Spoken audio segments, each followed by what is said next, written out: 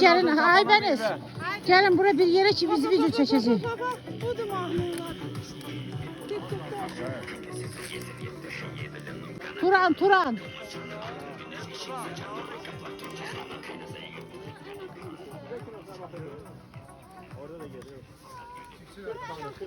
Ben burada duracağım. Kızlar kulak asın bana. Termosa girenler. Bu ne derler? Kulak asın. Buradan. Bak buradan hamız. Vallahi bizde termosa girecek beden yoktu. Dalşı. Eğileceğiz böyle. İyi yavaş böylece gireceksiniz. Ben de onları ham o şekilde böyle düzülürsünüz. Çatanda orada ne teri Lazada sizi tullayacağım. Bunlar cebine salacağım. Şahba xanım, mən bunu çəkdim. Çəkdim amma bu bahalıdır uje. Bu uje gedir. Davay. Gelin görün. Aha. Pramo yürün pram. Ay sağ ol.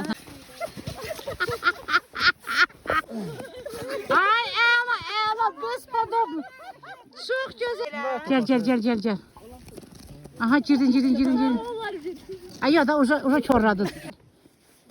Aha. Girdin. Ay sağ ol. Başlayalım. Davay aynı o kırağa dur. De bileceğim davay. Çox əyilməliyəm. Eli kakras davay. Ay sağ ol girdin. Başladık tullan görün.